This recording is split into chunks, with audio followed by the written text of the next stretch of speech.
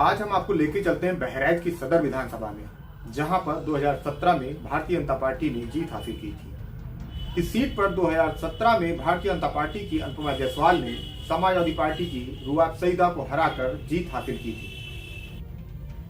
आपको बताते चले कि इस सीट पर समाजवादी पार्टी के कद्दावर नेता रहे डॉक्टर वकार अहमद शाह का 23 वर्षों तक कब्जा रहा है। वही इस सीट पर 2017 में भारतीय जनता पार्टी ने जीत हासिल की थी, जिसमें अनुपमा जायसवाल को बाद में राज्य मंत्री भी बना दिया गया था। बहराइच की सदर विधानसभा में जातीय समीकरण के चलते यहां पर सपा का वर्चस्व रहा है। 1980 में भारतीय जनता पार्टी ने इस सीट पर जीत हासिल की थी। उस समय ये सीट उन खास सीटों में शामिल थी जिसमें बीजेपी ने अपना खाता स्थापना के तुरंत बाद खोला था। बहराइच में 7 विधानसभा है, जिसमें 6 पर भारतीय जनता पार्टी का कब्जा है व 1 पर सपा का कब्जा है। इस विधानसभा सीट पर ब्राह्मण, ठाकुर और मुस्लिम मतदाताओं की संख्या सबसे ज्यादा है, जिसके चलते मुस्लिम प्रत्याशियों के लिए यह सीट खास मानी जा रही है। आपको बताते चले कि डॉक्टर वकार अहमद शाह इसी विधानसभा सीट से 6 बार विधायक निर्वाचित हुए हैं।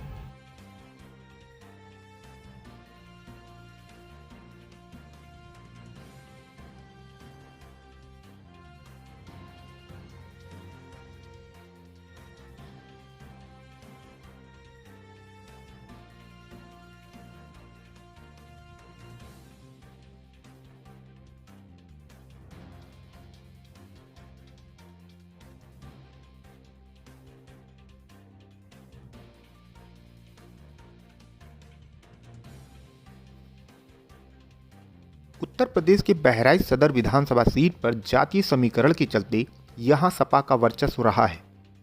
इस सीट पर 1980 में भारतीय जनता पार्टी ने जीत दर्ज की थी। उस समय यह सीट उन खास सीटों में शामिल थी जिन पर बीजेपी ने अपना खाता स्थापना के तुरंत बाद ही खोला था। भाजपा प्रत्याशी धर्मपाल ने कांग्रेस प्रत्याशी को 410 वोटों के मामूली अंतर से हराया था। फिर इस सीट पर 1985 में कांग्रेस के एम.एन. कौल ने जीत दर्ज की थी। 1989 में भाजपा के विधायक रहे धर्मपाल ने दूसरी बार कांग्रेस से जीत दर्ज की। 1991 में भाजपा प्रत्याशी ब्रजराज त्रिपाठी ने जनता पार्टी के प्रत्याशी को हराकर जीत दर्ज की थी। आपको बताते चले कि 1993 में समाजवादी पार्टी के प्रत्याशी वकार अहमद शाह ने जीत दर्ज की और इस सीट पर सपा का खाता खोला। फिर 1996 में वकार अहमद शाह ने समाजवादी पार्टी के लिए दूसरी जीत दर्ज की। इस बार उन्होंने भाजपा के ब्रजराज त्रिपाठी को 8713 मतों से हराया था। 2002 विधानसभा चुनाव में समाजवादी पार्टी के वकार अहमद शाह तीसरी बार विजयी हुए। इस बार उन्होंने बीजेपी के सुभाष त्रिपाठी को 14,000 मतों से हराया था। 2007 के विधानसभा चुनाव में वकार अहमद शाह ने चौथी बार जीत दर्ज की। इस बार बसपा के विनोद त्रिपाठी को उन्होंने 2444 मतों से हराया। 2012 में वकार अहमद शाह 5वीं बार विधायक चुने गए। इस बार उन्होंने कांग्रेस के चंद्रशेखर सिंह को 15,496 मतों से हराकर जीत दर्ज की थी। वहीं 2017 में भाजपा की महिला प्रत्याशी अनुपमा जायसवाल ने जीत दर्ज की, जबकि समाजवादी पार्टी के वकार अहमद शाह का स्वास्थ्य खराब होने के चलते उनकी पत्नी रुआब सईदा को प्रत्याशी बनाया गया था। इस चुनाव में भाजपा की अनुपमा जायसवाल ने सपा प्रत्याशी को 6702 मतों से हराया था। अगर इस सीट पर जातीय समीकरण की बात करें तो इस सीट पर ब्राह्मण ठाकुर मतदाताओं के साथ साथ मुस्लिम मतदाताओं की संख्या सबसे ज़्यादा है, जिसके चलते मुस्लिम प्रत्याशियों के लिए यह सीट खास रही है। इसके चलते समाजवादी पार्टी से वकार अहमद शाह 6 बार विधायक निर्वाचित हुए थे। अवगत कराना चाहूँगा, मैं कोई भाजपा का कार्यकर्ता है, पदाधिकारी नहीं हूँ, राजनीति से मेरा कोई अस्तित्व नहीं है। मैं अपने धार्मिक विचारों के आधार पर कहना चाहूँगा कि अब मैं केंद्रीय होली समिति, दुर्गा पूजा महासमिति और रामलीला समिति से लेकर सभी बड़ी समितियों का पदाधिकारी हूँ। लेकिन आज जो आज़ादी से साथ अपने त्यौहार को मना पा रहे हैं, सब कुछ कर पाए, जो आज़ादी हमें मिल रही है, हम इसके लिए भाजपा को धन्यवाद करते हैं। ये हमें प्राप्त हुआ। रोजगार के विषय के लिए राजनीति करने के लिए और भी पार्टियां और भी लोग हैं, वो कर सकते हैं, लेकिन धार्मिक आधार को जो हमें आज़ादी मिली है वो हमें भाजपा ही दे सकती है। भाजपा हमारी संवैचारिक संगठन है, क्योंकि हमारे विचारों को व्यक्त करती है। सपा है वो हमारे विचारों को व्यक्त कर, हम उसके साथ खड़े हैं, लेकिन ऐसा भाजपा करती है, इसलिए हिंदू जनमानस भाजपा के साथ जुड़ा हुआ है। तीन प्रमुख मुद्दे हैं इस चुनाव के मेरे हिसाब से, जहां से मैं पहला मुद्दा किसान का है, दूसरा मुद्दा इनका महंगाई का है और तीसरा मुद्दा बेरोजगारी का है। महंगाई के लिए बता दूं, महंगाई इस समय में उस चरम सीमा पर पहुंच गई है कि एक कॉमर्शियल सिलेंडर 2100 रुपए का मिल रहा है। वो 2100 रुपए का कॉमर्शियल सिलेंडर कहां किस गरीब इंसान को मार रहा है वो भी सुन लीजिए। एक गरीब इंसान जो सड़क पे सोता है वो पहले 30 रुपए की एक थाली खा लेता था, अब उसको उसी थाली का 60 रुपए देना पड़ रहा है। ये काम भारतीय जनता पार्टी सरकार ने किया है। और जो दूसरा सबसे बड़ा मुद्दा इस चुनाव में होने वाला है वो ये रोजगार का है।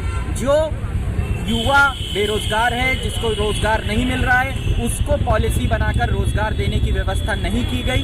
वो सड़क पे है, वो आंदोलन करता है तो उसको लाठियों से मारा जाता है। वो अगर अपनी मांगों को लेकर आगे आता है तो उसको लाठियों से मारा जाता है। उसके लोकतांत्रिक अधिकार और जो फंडामेंटल राइट हैं, हिंदुस्तान उत्तर प्रदेश की जो जनता है उसका लगातार हनन हो रहा है। ये चुनाव अपने लोकतांत्रिक और फंडामेंटल राइट को बचाने के लिए उत्तर प्रदेश की आवाम लड़ रही है, यही है। देखिए सर, पहले तो मैं कहना चाहूँ कि इस वक्त जो भी सरकार अभी तक जो सरकारों ने हमारे ज़िले को देखा है, आपके इस ज़िले के अंदर सर हम देख रहे हैं कि रोज़गार का कोई अवसर नहीं है। सबसे बड़ी बात, इंडस्ट्रीज बिल्कुल नहीं है। अगर कोई लड़का बाहर से पढ़ के आया है, कोई डिग्री लेके आता है तो उसके पास ये चीज़ है कि यहाँ पे जाकर के मैं अपने लोकल लेवल पे नौकरी कर सकता हूँ। रोज़गार का अवसर जीरो है।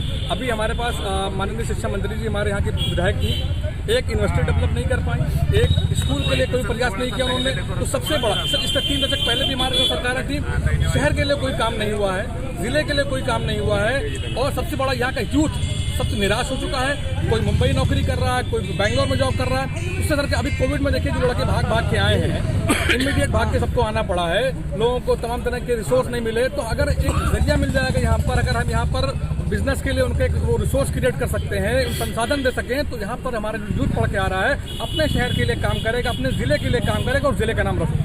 हम सरकार ऐसी चाहते हैं जो रोजगार दे, बेरोजगारों को रोजगार मिले, किसानों की बात हो और शिक्षा स्वास्थ्य की व्यवस्था उत्तम हो, ऐसी सरकार हम लाना चाहते हैं। और हमें आशा ही नहीं, पूरी उम्मीद है कि माननीय अखिलेश यादव जी के नेतृत्व में ऐसी सरकार का वो होगा।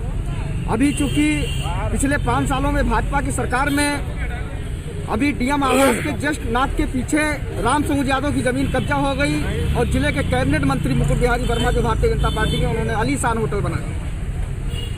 और वो व्यक्ति पूरा परिवार इंसाफ मांगता जब वो योगी जी का जब कार्यक्रम जब बहराइच लगा, जब वो योगी जी से मिलने की जब उसने इच्छा व्यक्त की कि मैं अपनी बात में रखूंगा, तो उसको ले जाकर के देहात कोतवाली के हवालात में डाल दिया। तो कम से कम जमीनों पर कब्जे बंद हो जाएंगे और रोजगार की व्यवस्था हो। ऐसी सरकार हमें चाहिए जो नौजवानों को समझ सके, शिक्षा की व्यवस्था उत्तम हो सके, स्वास्थ्य की व्यवस्था उत्तम हो सके, इसलिए और किसान की व्यवस्था हो सके। इसलिए हम लोग समाजवादी पार्टी की सरकार चाहते हैं, समाजवादी सरकार लाएंगे ताकि उत्तर प्रदेश खुशहाल हो। देखिए, शहर में तमाम मुद्दे हैं। अभी आपने देखा होगा पिछले महीने शहर की सड़कों को एकदम खोद दिया गया। अभी तक तमाम लोग ऐसे कि जो गिर पड़े, कि किसी का हाथ टूट गया, किसी के पैर टूट गया। और सबसे बड़ा मुद्दा शहर का है बिहार का आवारा पशुओं वाला। अभी हमने देखा होगा एक पंडित जी इधर जा रहे थे, आपके इधर गुलावलीपुरे में वो जा रहे थे मोटरसाइकिल से, 2 सांड आपस में लड़ रहे थे। एक सांड ने उनको ठोकर मारा, वो गिरे, उनको ट्रामा सेंटर में ले गया, उनका देहांत हो गया। सबसे बड़ा मुद्दा शहर का ये है। अभी हमने देखा होगा कि शहर में जो है आवारा पशुओं ने कितनों को मार दिया। खेतों में लोग पूरी रात जग के, लोग कोई 2 बजे अपने घरों से जा रहा है, कोई 3 बजे जा रहा है। खेतों की जो है फसलों को आवारा पशुओं ने चर लिया। सबसे बड़ा मुद्दा ये है। सबसे बड़ा मुद्दा ये है कि जो पानी की सप्लाई हो रही है उसमें एकदम गंदा पानी जा रहा है सबके घरों में। जो लोग बड़े लोग हैं, जहाँ पे जिन्होंने अपने घरों में समरसेबुल लगवा लिया है, उनकी तो बात नहीं कर रहा हूँ। जो गरीब है उससे पेट लोगों की बीमारियाँ हो रही हैं, गंदा पानी सबके घरों में जा रहा है। हमारी मांग ये है कि जो भी सरकार बने वो जातिवाद से ऊपर उठ करके समाजवाद और विकास के मुद्दों पे बात करे। जैसे युवा, हर पार्टियां युवाओं की बात करती हैं, चाहे अखिलेश भैया आए, चाहे बाबा जी आए। कोई भी आए युवाओं की बात करती है, लेकिन सभी ने युवाओं को केवल छलने का प्रयास किया है। किसी ने युवाओं के साथ इंसाफ नहीं किया। लैपटॉप बांटे जाते हैं, टैबलेट और स्मार्टफोन दिए जाते हैं। क्यों चुनाव से 2 महीने पहले दिए जाते हैं कि आचार संहिता लग जाए और अन्य बच्चों को न मिल पाए? अरे यही करना था अगर अटल बिहारी वाजपेयी जी के जन्म दिवस पे मनाना। 4 साल पहले चुनाव, उनका काल तो जन्मदिन नहीं मनाया जा सकता था। 4 साल पहले भी ला सकते थे आप। इतने चुनाव आया, राशन 2 बार और दे देंगे। मार्च तक क्यों आपने चुनाव के पहले काल तय कर दिया? तेल दे देंगे, चना दे देंगे और वो नमक दे देंगे। क्यों चुनाव से पहले ही आपको याद आता है? युवाओं को स्मार्टफोन देंगे, युवाओं को टैबलेट देंगे। कोविड के समय में जब युवा जनता भूखों मर रही थी, किसी के घर में तेल नहीं था, तब किसी को याद नहीं आया कि युवाओं को तेल दिया जाए? पहली बात। दूसरी बात, ये तो हो गई राज्य स्तर की और राष्ट्रीय स्तर की। बात करते हैं अपने जिले की। हमारे जिले में किसी प्रकार का कोई विकास, सड़कें, सबसे बड़ी बात मोहल्ला घसियारीपुरा जो भाजपा समर्थित है और वर्तमान समय में केंद्र और राज्य में दोनों में भाजपा की सरकार है। भाजपा प्रत्याशी हमारे यहाँ मंत्री भी रह चुकी हैं। 2 कितने विभाग उनको थे? शिक्षा विभाग था, शिक्षा व्यवस्था नहीं सुधर पाई।